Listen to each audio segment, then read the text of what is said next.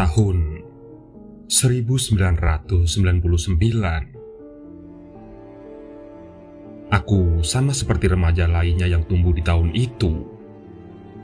Remaja desa tidak punya pekerjaan tetap. Uang apalagi. Tapi ini bukan ceritaku.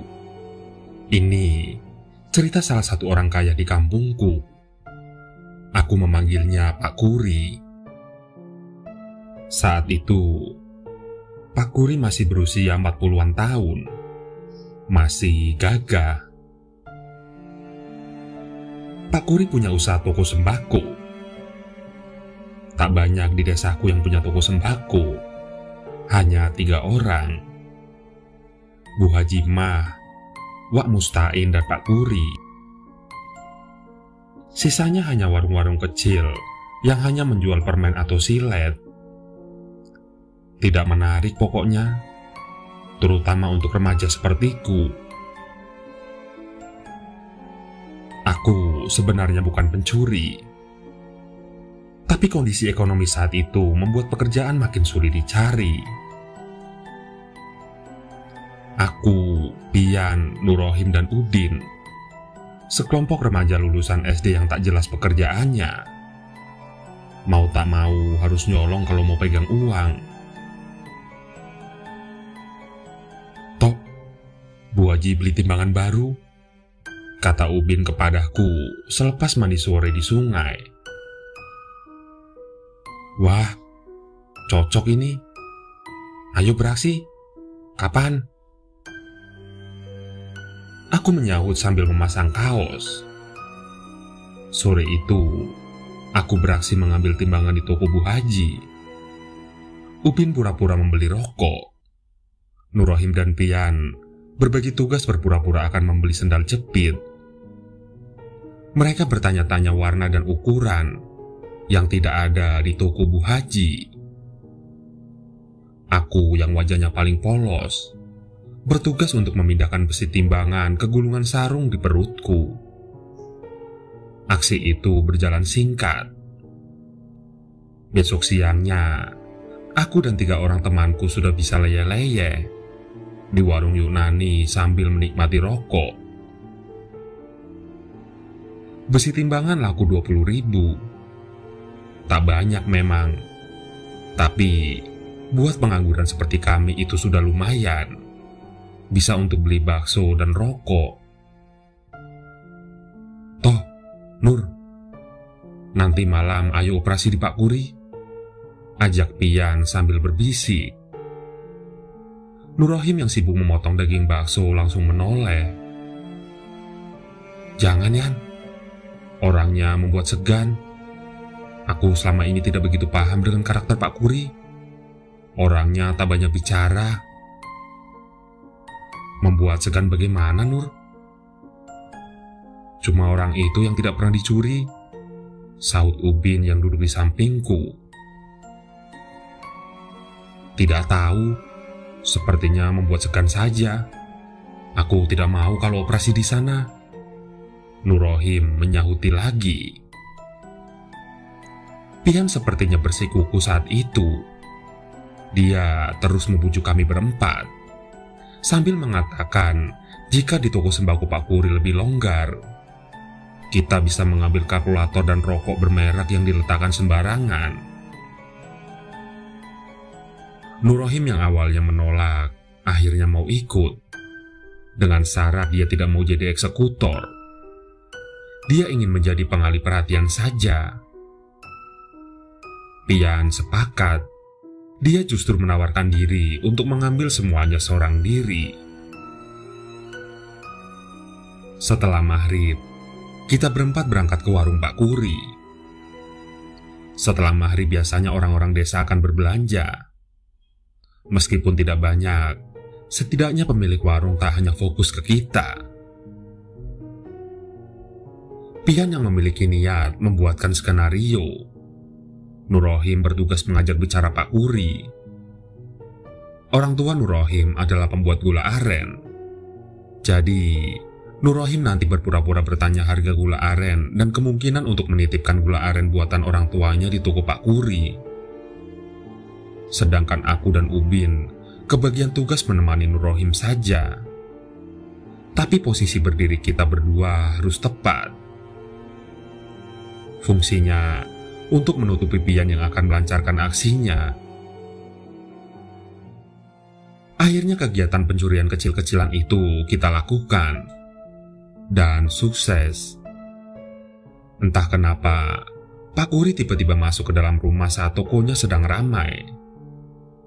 Tidak perlu akting, kita bisa membawa pulang kalkulator dan 2 bungkus rokok. Nur Rohim, Pian, dan Ubin langsung berlari cepat ke arah gang yang gelap begitu berhasil membawa barang curian. Tapi, aku memilih berjalan pelan-pelan agar tidak mencurigakan. Ketika tengah berjalan, tak sengaja aku menoleh ke arah warung Pak Kuri dari jauh.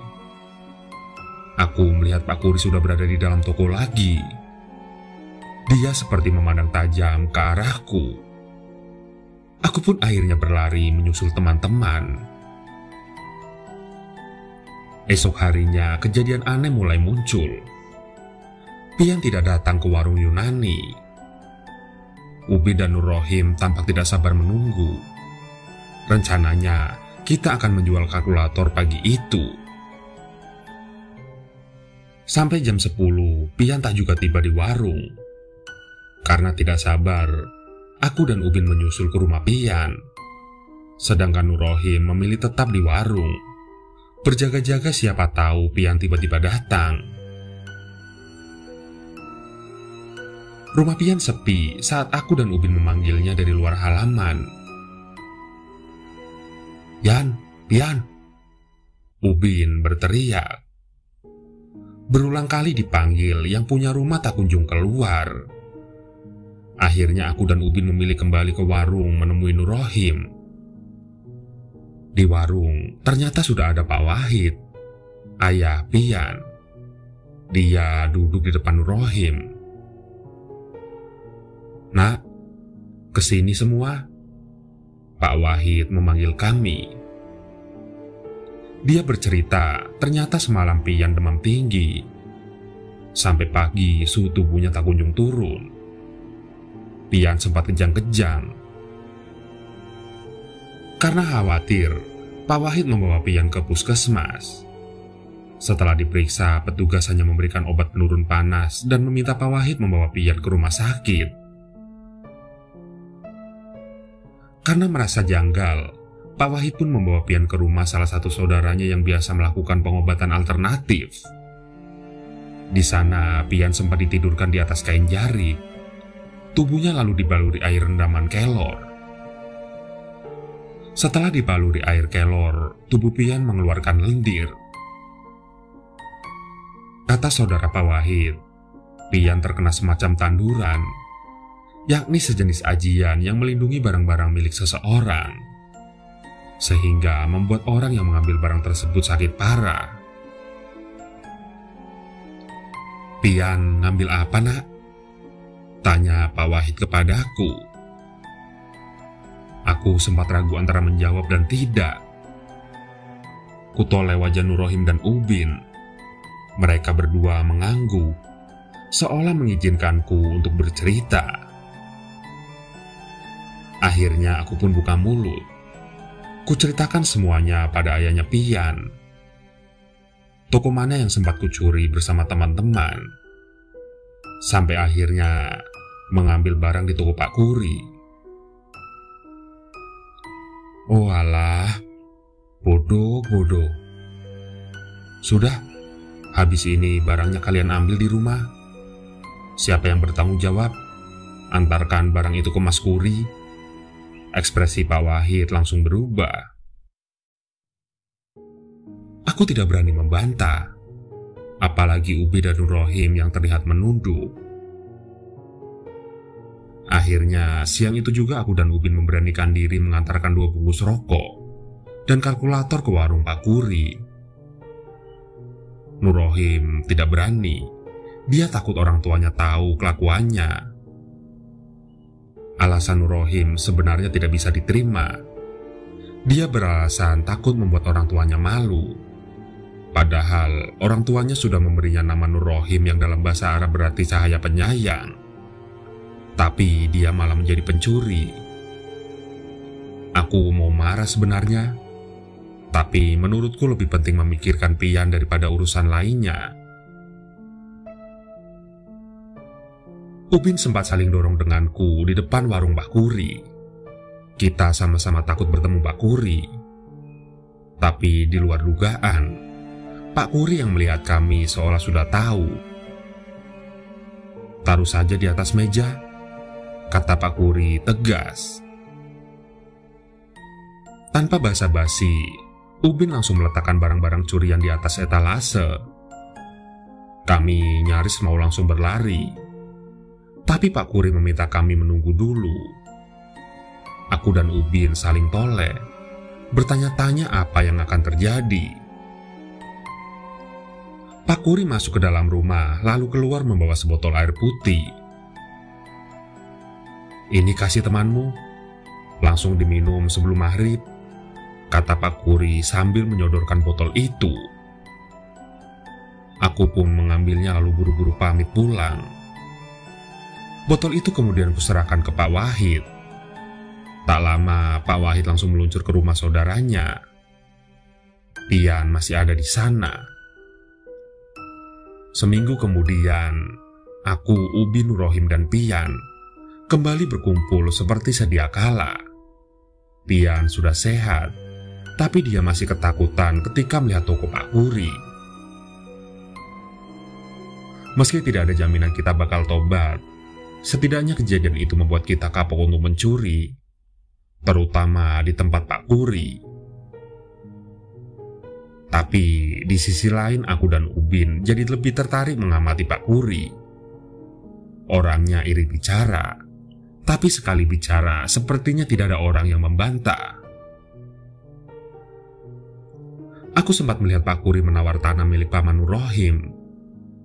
Aku tahu sekali Paman Nur Rohim sangat menjaga tanah itu. Selain tanah warisan, tanah itu juga berdiri di lokasi yang strategis, berada di perempatan yang ramai, jadi sangat cocok dijadikan tempat usaha. Banyak orang yang menawar tanah itu, tapi tidak ada yang berhasil. Begitu Pak Kuri menawarnya, Paman Nur Rohim seperti orang terhipnotis. Dia dengan mudah saja menjual tanah itu ke Pak Kuri. Tentang keampuhan tanduran yang dimiliki Pak Kuri juga sempat kusaksikan sekali lagi. Ada pemuda dari desa sebelah, Aji namanya.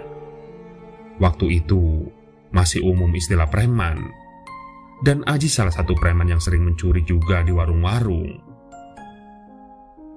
Siang itu, aku mendengar Aji menggondol satu pres rokok sari di warung Pak Kuri. Dia lalu pergi dengan motor RX King-nya sambil membawa barang curiannya. Dan sore harinya aku mendengar Aji kecelakaan. Motornya menabrak truk yang sedang berhenti. Aji selamat, tapi mengalami patah tulang dan kaki.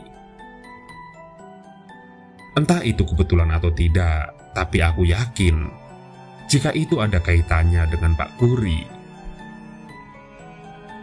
Beberapa hal aneh juga sempat kudengar terkait Pak Kuri.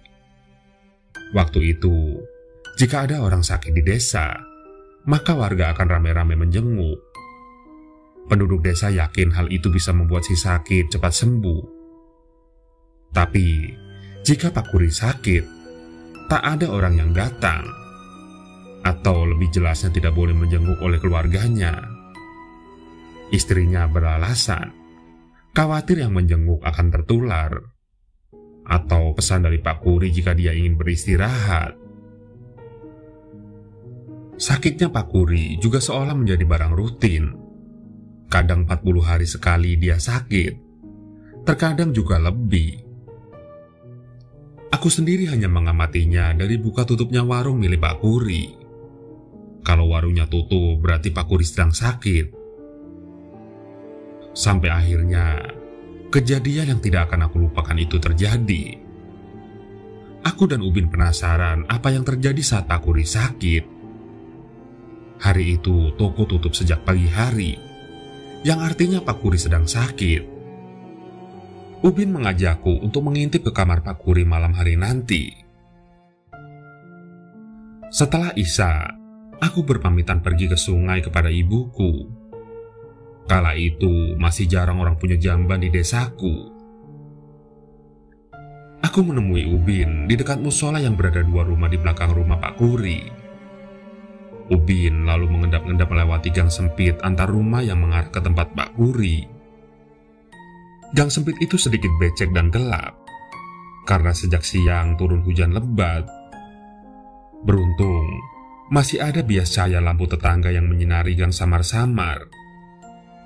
Setelah berjalan berjinjit, aku dan Ubin sampai di belakang kamar Pak Kuri. Ada lubang angin selebar 10 cm di atas dinding. Karena jarak antara rumah Pak Kuri dan rumah di belakangnya hanya setengah meter, aku dan Ubin bisa memanjat dinding dengan cara menempelkan punggung, lalu menggerakkan kaki untuk mendorong tubuh ke atas. Jadi, perlahan dengan punggung, tubuh kami berdua merayap ke atas. "Aduh, lampunya dimatikan toh," bisik Ubin ke telingaku. Mata kami berdua memang tidak bisa menangkap apapun dari dalam kamar. Kondisinya gelap gulita. Ubin sampai menempelkan wajahnya ke lubang angin, tapi tetap tidak ada yang terlihat. "Ayo pulang saja sudah, tidak kelihatan," kataku ke Ubin. Tapi sepertinya Ubin masih penasaran. Dia memintaku untuk menunggu sebentar lagi. Aku tidak punya pilihan lain. Meski takut, aku juga penasaran dengan apa yang terjadi sebenarnya. Di tengah tubuh yang masih menancap di dinding, aku dan Ubin mendengar suara nafas orang. Nafas itu terdengar berat sekali. Jantungku berdetak cepat, khawatir ada yang mengetahui dengan apa yang sedang aku lakukan. "Siapa?" aku berbisik ke Ubin. Dia menggeleng lalu menempelkan telinganya ke lubang angin. Ubin lalu mengangguk sambil mengisyaratkan dengan jarinya jika suara itu berasal dari dalam kamar. Suara nafas berat itu terdengar lagi. Kali ini lebih kencang. Aku benar-benar takut saat itu.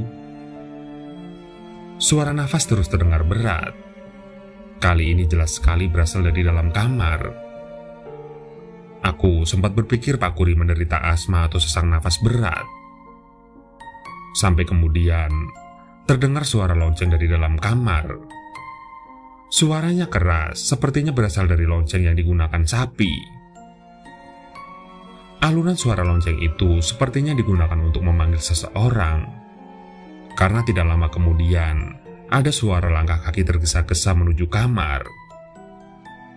Langkah itu berhenti, lalu membuka pintu kamar. Dari jendela aku melihat seorang wanita masuk ke dalam kamar lalu menyalakan lampu. Di waktu bersamaan, aku yang berbagi lubang angin dengan Ubin melirik ke arah ranjang yang ada di pojok ruangan. Aku melihat Pak Kuri duduk di atas ranjang, bertelanjang dada dan hanya mengenakan sarung. Mataku kemudian melihat dengan jelas wajah Pak Kuri. Matanya melotot merah dengan rambut acak-acakan. Aku dan Ubin lalu spontan berteriak ketakutan karena lidah Pak Kuri terjulur memanjang. Lidahnya menutupi dagu dan menjulur ke bawah sampai ke dekat dengkulnya. Lidah itu tak hanya menjulur, tapi bisa bergerak naik dan turun. Ubin langsung merosot. Aku mengikuti di belakangnya. Aku tidak peduli Pak Kuri dan istrinya mendengarkan teriakan kami atau tidak. Sialnya, jalur lari kami salah arah. Ubin justru lari ke arah halaman rumah Pak Kuri. Begitu sampai di ujung gang, Mas Rudi, anak kedua Pak Kuri menghadang. Tangannya memegang belati, yang akhirnya membuat nyali Ubin dan aku ciut. Kita berdua lalu dibawa ke dalam rumah. Keringatku masih mengalir dingin saat istri Pak Kuri menghampiri Ubin dan aku. Sudah terbesit pikiran jika kita berdua tidak akan selamat. Tapi ternyata perkiraanku meleset. Istri Pak Kuri membawakan 2 kresek merah besar. Isinya ada gula, minyak, beras, dan belasan bungkus rokok. "Nak, jangan cerita-cerita ya. Kasihan pamanmu." Bu Kuri memaksa kami membawa 2 kresek merah itu. Aku berpikir bisa selamat saja sudah cukup bagus. Apalagi jika ditambah dengan 2 kresek sokokan ini. Singkat cerita, aku dan Ubin pulang dalam kondisi ketakutan. Sampai seminggu lamanya isi 2 kresek itu tak kusentuh. Khawatir terkena tulah. Singkat cerita, Pak Kuri beraktivitas seperti biasa setelah sembuh dari sakit anehnya itu. Dan setiap bertemu denganku, dia tampak lebih ramah. Sebaliknya, aku malah masih merasa ketakutan. Sampai hari ini Pak Kuri masih hidup, sedangkan istrinya sudah lebih dahulu dipanggil Tuhan Yang Maha Esa. Dan lagi-lagi, tak ada yang tahu sakit apa yang diderita istrinya. Kini, kehidupan Pak Kuri tak sekaya dulu, tapi masih cukup berada untuk ukuran orang desa. Suatu hari aku sempat bertanya ke Pak Wahid tentang Pak Kuri. Aku juga sempat menceritakan apa yang kulihat malam itu. Pak Wahid tak berani bercerita banyak, karena ternyata Pak Kuri masih saudara sepupunya. Pak Wahid hanya bercerita jika Pak Kuri memiliki kesaktian Raja Ilat, yang membuatnya bisa membuat siapapun yang berbicara dengannya bisa menuruti keinginannya. Tak heran jika kemudian bisnis Pak Kuri sempat berkembang dengan pesat.